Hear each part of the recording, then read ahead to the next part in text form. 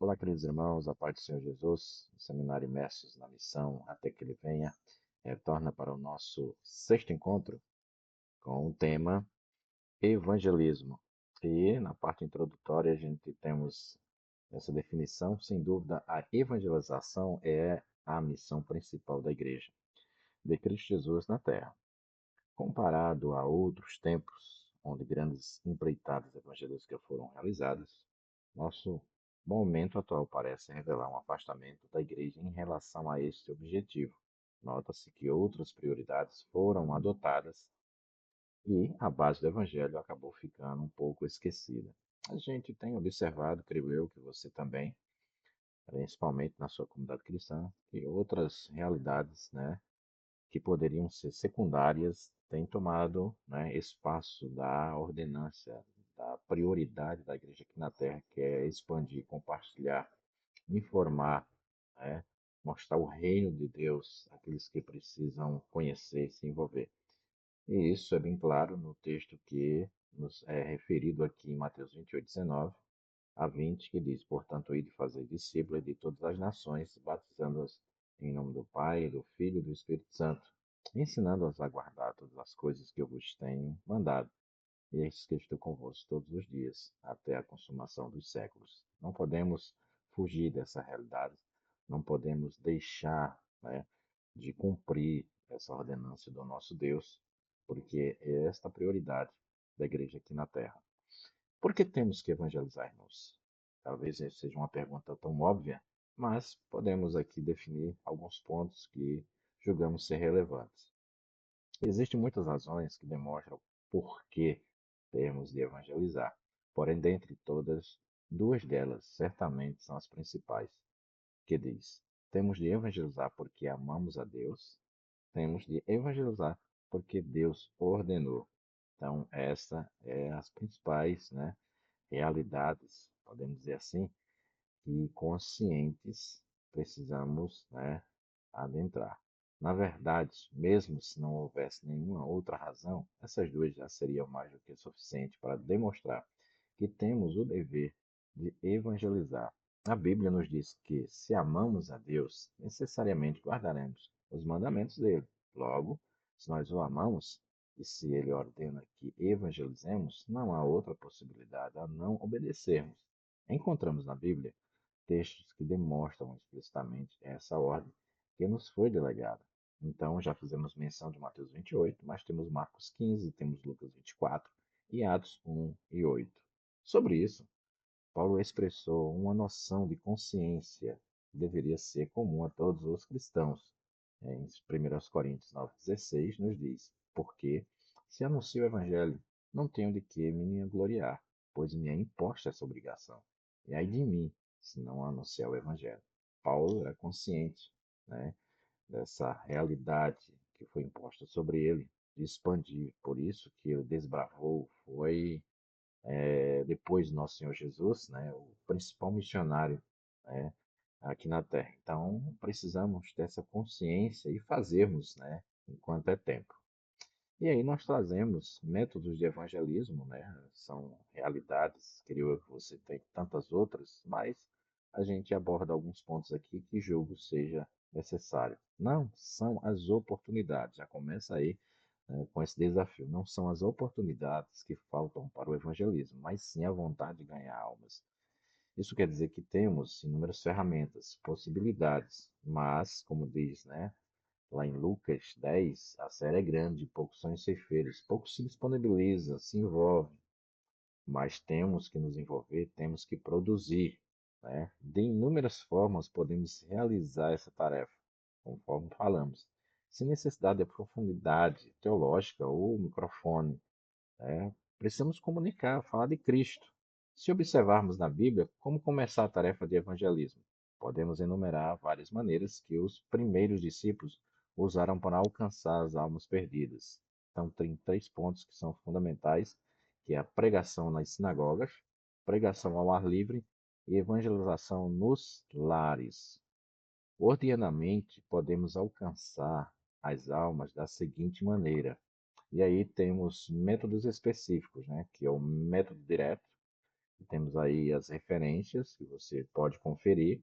Tem um método indireto, temos um método da literatura e temos um método diversos, cada um embasado nos escritos. E você pode observar, né, esses textos aqui mencionados. Apresentando a mensagem de maneira apropriada, nós temos aqui algumas realidades que julgo, né, observarmos. Cada uma com a referência bíblica, que é importante, né, acompanharmos. Primeiro, aproximar-se das pessoas no plano que ela se encontra, né? Ser atencioso, usar o tato, falar com convicção, nunca discutir, ser positivo, usar a sabedoria divina. Dentro da sabedoria, na aproximação das pessoas, usar a sabedoria. Nas palavras a pronunciar, e nos métodos a utilizar. E tudo isso, quando a gente é, caminha por esses textos, a gente vai tendo um entendimento e com certeza o Espírito Santo vai nos orientando e nos conduzindo, né, a ser produtivo nessa grande comissão. Apresentando ainda a mensagem de maneira apropriada, podemos, né, ver esses pontos que são muito relevantes, né? Dar ênfase ao Senhor e nunca à igreja. Fale apenas do Senhor Jesus, né? E as outras realidades são secundárias. Com isso, nós temos os textos que faz referência. Ter conhecimento da palavra é importante, né? Manusearmos bem os escritos. Ter vida vitoriosa, né? A nossa postura, nossas expressões, a nossa condição, né? Fazer diagnóstico e aplicar o remédio. Precisamos ouvir aquilo para o qual nós estamos comunicando o Evangelho. Precisamos entender, era isso que o Senhor fazia. E os Evangelhos nos ensinam muito bem isso. Ser perseverante ou ter perseverança é fundamental. Depender totalmente do Espírito Santo. Sem o Espírito Santo, irmãos, sem o Senhor no comando, não tem como fazermos nada. E enfatizar a maior necessidade, que é a salvação da alma, né? É a condição, mostrar a condição do pecador e com isso levá-lo a ter essa consciência que a sua maior necessidade, né, não é as coisas aqui da terra, mas sim a salvação para termos a eternidade com Cristo. De forma ou de que forma podemos cooperar, né? E aqui mostra de várias maneiras. Primeiramente, a oração é fundamental. A oração é o carro-chefe, ela vai na frente, a oração pode ir onde nós não podemos. A contribuição é primordial. Propagando esse trabalho, precisamos comunicar, precisamos tornar esse trabalho relevante, incentivando os que já fazem, né? Ou que já fizeram, isso é muito importante, né? Estar com ele, incentivá-los a dar continuidade e incentivar os que não fizeram, né? Ainda. Isso é muito importante.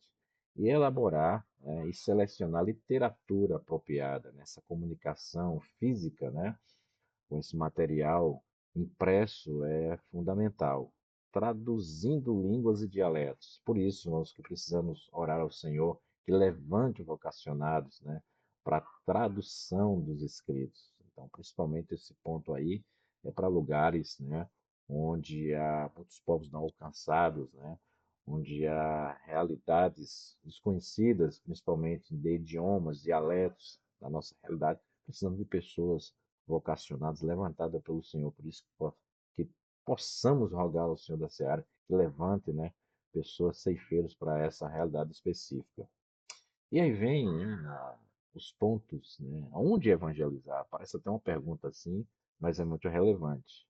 Disse Jesus: e ser-me-ei testemunha. Aonde? Tanto em Jerusalém, como em toda a Judéia, Samaria e até os confins da terra. Então, onde você estiver, seja aqui, ali ou além, precisamos comunicar o Evangelho. Com base nesse texto bíblico, podemos identificar e situar o campo do ganhador de almas nos seguintes lugares. E aí está de uma forma bem nítida, né? A casa onde você reside, que é a evangelização dos familiares. A rua onde você e eu moramos, evangelização dos vizinhos. O transporte que você utiliza, seja Uber, moto, ônibus, trem, metrô, evangelização de passageiros. O local onde você trabalha, né, que é a evangelização dos companheiros, dos amigos de trabalho.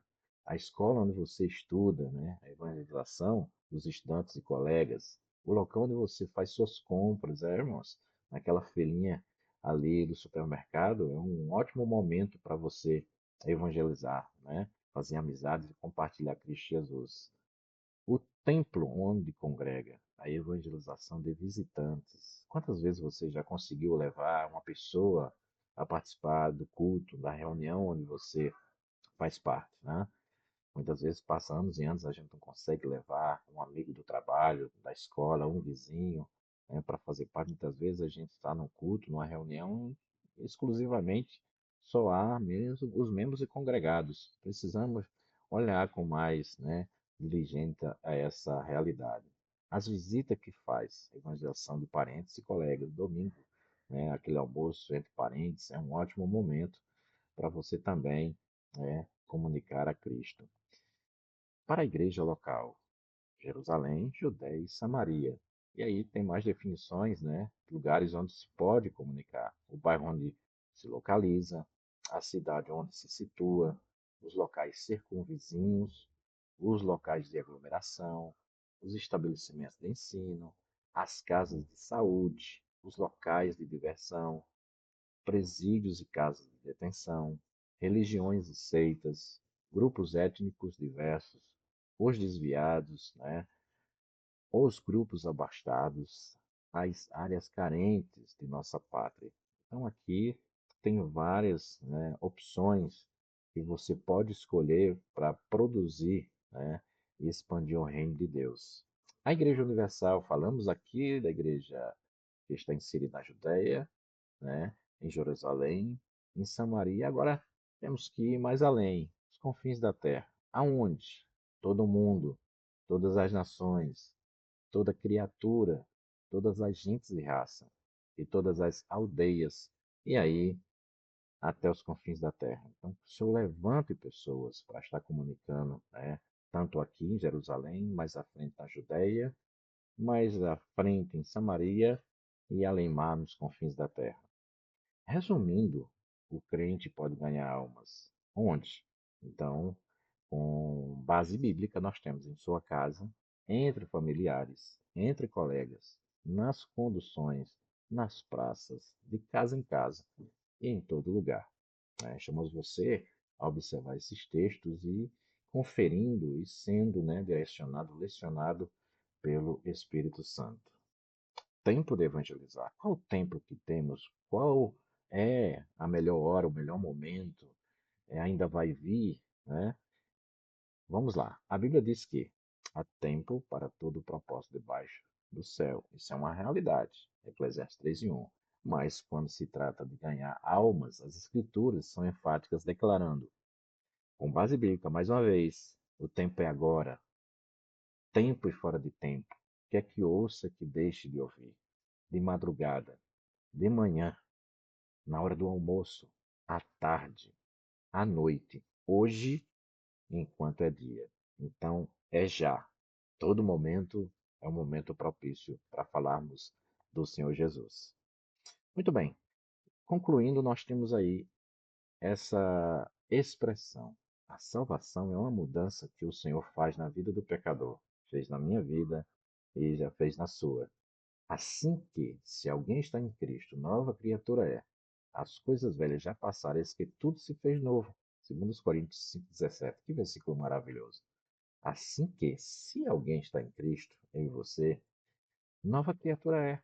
E as coisas velhas já passaram, eis que tudo se fez novo. E essa novidade de vida a gente precisa compartilhar. Portanto, é uma obra gloriosa que Ele quer dar a toda a raça humana hoje. E, para que isso seja concretizado, é preciso a igreja aceitar o desafio de evangelizar em todo o tempo, sem indolência. Vamos, vamos junto, vamos à obra, né?